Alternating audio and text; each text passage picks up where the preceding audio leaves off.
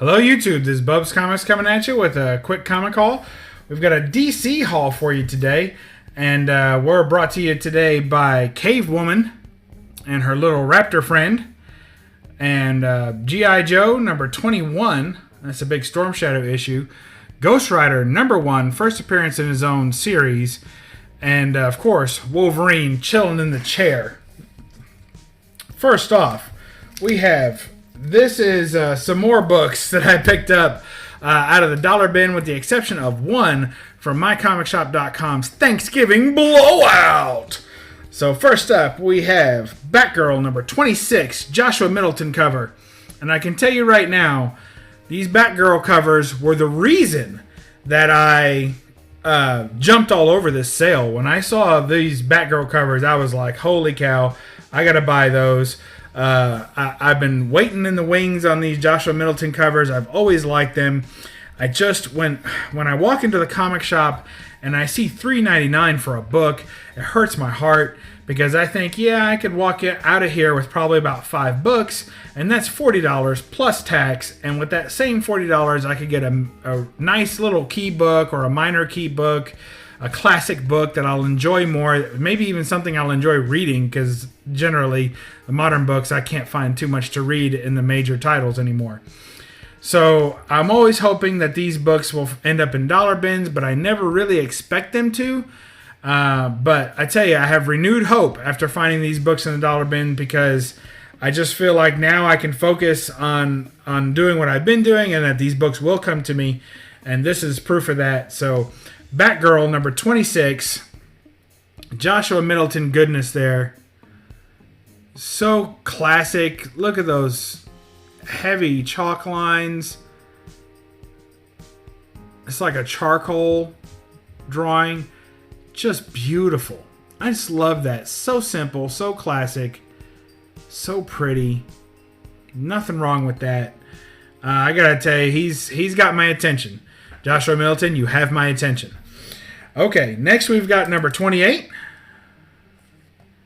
And this is one of those weird kind of foily covers. It's foil, but then it's kind of slightly embossed, and you can see the lines as I'm running the glare over it. Very cool. I like the gold. I really couldn't pass it up for a buck. And I've seen this book before in other places and thought, yeah, I'd like to have that. So there you go. Batgirl number 28. Just a cool cover. I like it. I like it a lot. I liked it so much, in fact, that I bought 2. Because for a buck, can't pass it up. And a lot of times these foil covers, they'll say that they're near mint when you go to buy them. And mycomicshop.com does pretty well, I think, about their grading. If anything, they undergrade just a little bit. And if you've ever tried to sell books to them, you know that as well. They undergrade the books you send in by a full grade usually, which is fine if you know what you got going in. So I picked up 2 of these because I wanted to make sure that I got a good one. And between the 2, this one is a good one and this one is not as good. But they were both listed the same, near mint. So there you go. Just a couple of dents. That foil is very hard, and you can't really press it either. It doesn't react well to the heat press. So you're kind of stuck with what you got. And then, making another appearance, we got Batgirl 29, another Joshua Middleton cover. Look at this, you guys. He's just coming in hard in the paint. Look out. Batgirl 29. Fantastic.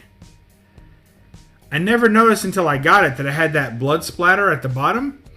Actually, not as big a fan of that. I don't really care for too much blood on the comics, but it is what it is. Well, look at that. Man, that's good art. Batgirl. She's holding onto a sword or something there. You see that? So, very cool. Gotta love that. Batgirl 29, Joshua Middleton killing this run. So glad to have that. Didn't think it would happen. That I'd be able to pick up these books on the cheap. Next, we got Wonder Woman and Steve Trevor, special number 1. This is a Paul Renard cover.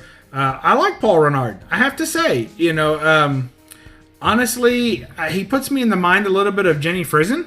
Maybe it's just because he's doing Wonder Woman here. But if I have my choice between Renard and Frison, I'll take Renard all day. I'm not a big Frison fan. I think she's a little oversimplified. And I guess when I see a comic that has her art on it, I always think anyone could have done that. Like, yes, I know it's her art, but the way that I know it's her art is because she's the only one that's allowed to do it. Like, when I look around and I see a lot of amateur artists, like I see amateur artists or people that are not working in major companies is what I mean by that. When I see amateur artists, I think that a lot of them have better styles and better finished work than Jenny Frison. So when I see Jenny Frison's art, I'm always thinking it's a shame because I feel like there's a lot of better artists out there that could have done more with that cover. She's very simple, clean lines. It has an appeal, but I don't see what makes it special.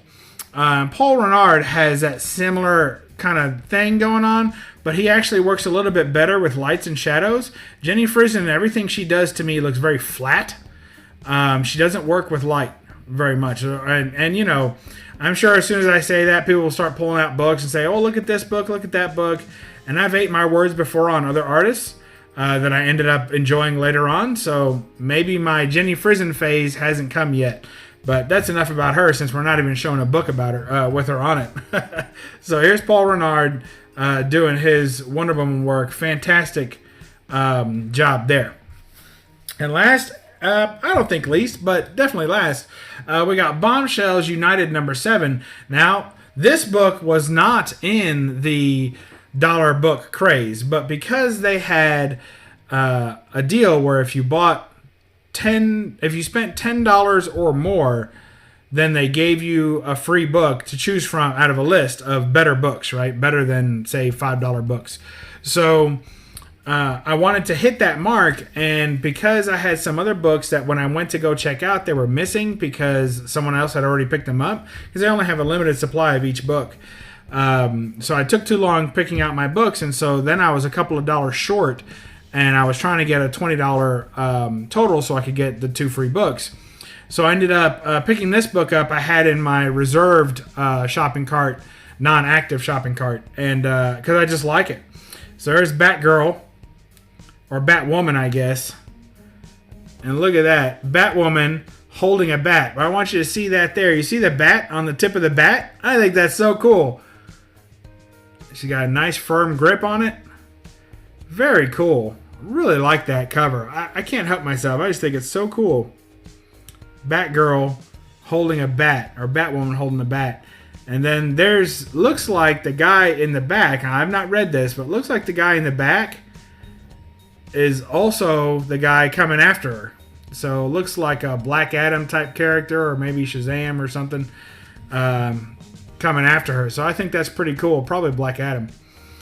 So I love that cover. I've drooled over this cover for a long time. I just didn't want to pay the $3 for it or whatever, but it was on sale. Not only was everything in their dollar bin obviously $1, and they would expanded it out, but they also had like 20 to 30% off everything in the store as well. And by the time this video airs, it may still be going on. I don't know. But I was very happy to get this one. Go ahead and throw it in so I could get my free books too. So that's all we got for today. This is our DC haul. Hope you all enjoyed that. And we'll catch you next time on BUB'S Comics. Remember, read a comic and don't apologize for the glare.